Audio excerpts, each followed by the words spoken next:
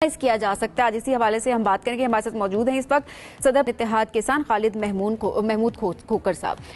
خالد صاحب بہت شکریہ پروگرام میں جوائن کرنے کے لیے. خالد صاحب اگر پچھلے سال کی اگر بات کی جائے تو ظاہر ہے اس ٹائم بھی ہدف مقرر کر دیا گیا ہوگا, اس مرتبہ بھی کیا گیا ہے, تو کیا ٹارگٹ میٹ ہو سکتا ہے بارشوں کو اگر دیکھا جائے اس وقت جو ملک میں موسم کے حالات نظر آ رہے ہیں اس حوالے سے؟ دیکھیں جی, ہمیں پہلے دعا کرنی چاہیے اللہ تبارک و تعالیٰ سے کہ اللہ تعالیٰ رحم کرے. آمین. اور یہ ساری ہماری گناہوں کی شامت ہے. جب بے موسمی بارش ہوتی ہے تو اس سے مراد ہے کہ اللہ تعالیٰ کی ناراضگی ہے ہمارے اوپر. ہمیں اللہ تعالیٰ تبارک و تعالیٰ سے گڑ گڑا کے معافی مانگنی چاہیے.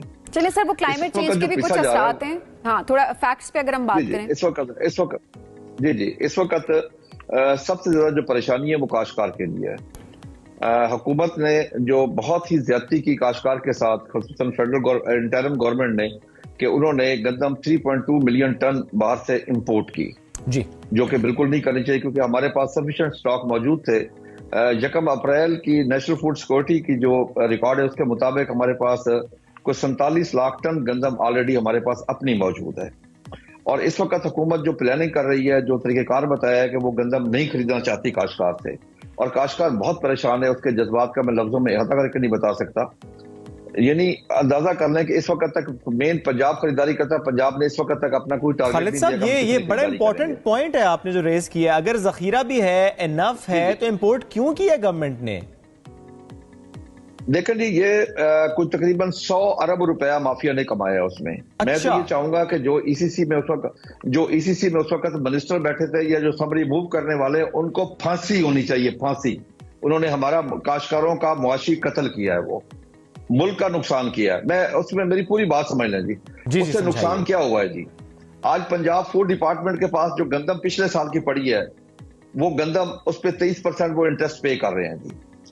اچھا, طریقہ کار کیا اپنایا گیا کہ ادھر سے باہر, کیونکہ انٹرنیشنلی گندم ہوگی سستی پہلے سال ہمارے, ورنہ ہمیشہ ہماری گندم سستی ہوتی تھی, باہر مہنگی ہوتی تھی. اس دفعہ قدرتی وہاں سستی ہوگی, وہاں سے سستی گندم منگوا کے اپنی جو فوڈ ڈپارٹمنٹ گندم جو فلور مل کو انہوں نے ریلیز کرنی تھی, اس کا ریلیز ریٹ انہوں نے 800 روپے بڑھا دیا, تاکہ جو باہر سے گندم آ رہی ہے وہ سیل ہو, اپنی گندم نہ سیل. انہوں نے 4700 روپے ریٹ کر دیا, اپنی گندم کا ریلیز کا ریٹ کر دیا.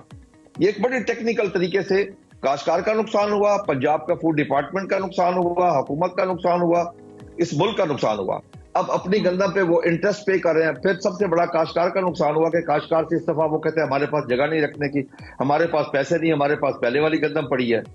اب اس سے کیا نقصانات ہوں گے جی؟ ایک تو کاشتکار تو تباہ برباد ہو گیا جی, اللہ تعالیٰ اس کو محفوظ رکھے. اس سے بعد اگلا نقصان, 100% گندم کے رقبے پہ 2 مین فصلیں آپ کی کاشت ہونی ہے, وہ ہے چاول اور کپاس. بالکل. اگر گندم کے کاشتکار کے پاس پیسے نہیں ہوں گے, اس کے پاس پیسے نہیں آئیں گے, نہیں لگا پائے گا, اگلی فصل اس پہ خرچ نہیں کر سکے گا. پھر اگلے سال جب وہ گندم کاشت کرنے کا وقت آئے گا تو اسے خوف ہوگا, ڈر ہوگا کہ جی مجھے ریٹ نہیں ملتا. وہ اگر 5-10% اس میں کمی کر دے گا تو کیا ہوگا؟ دیکھیں نا, آج ہم 10 سے 12 بلین ڈالر کی ایگریکلچر پروڈیوس کی باہر سے امپورٹ کر رہے ہیں. وجہ یہی غلط پالیسیاں, غلط سوچ. اور میں معذرت کے ساتھ کہوں گا, ہمارے جو لوگ پالیسیاں بنانے والے ہیں ان کو زراعت کا پتہ ہی نہیں ہے, وہ زراعت کو جانتے ہی نہیں ہے, وہ فوڈ سیکورٹی کا ان کو نہیں پتا. حالانکہ فوڈ سیکورٹی اس وقت بارڈر سیکورٹی سے زیادہ امپورٹنٹ ہے. فوڈ سیکورٹی ان لوگوں نے بربادی کر دی ہے, اور غیر ٹیکنیکل لوگ آ کے بیٹھتے ہیں. ایک چنگیز خان کے ہسٹوریکل ورلڈ ہے, اس نے کہا تھا کہ میں نے اپنی پوری لائف میں ایک دفعہ بھی ظلم نہیں کیا. سننے والے حیران شخص رہ گئے کہ جس نے خون کے دریا بہا دیے, وہ کہتا میں نے ظلم نہیں کیا. تو اس نے تشریح کی کہ میں نے پوری لائف میں کسی لائف کے اوپر نالائق نہیں بٹھایا.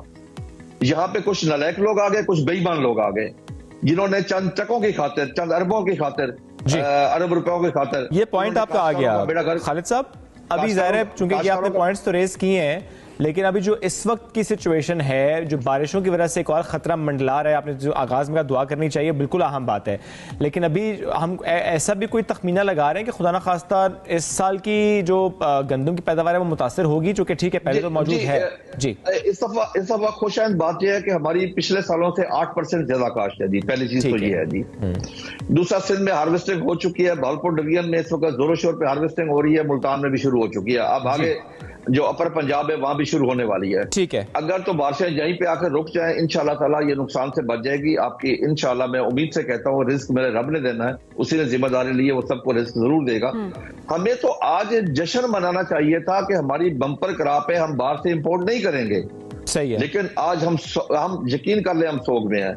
मैं एक चीज और बड़ी अहम इशू आपको बताना चाहता हूँ जी, काश के साथ हो क्या रहा है जी, काश्तकार के साथ पिछले साल सिर्फ यूरिया खाद में हमने 150 अरब रुपया माफिया को एक्स्ट्रा अदा किया है।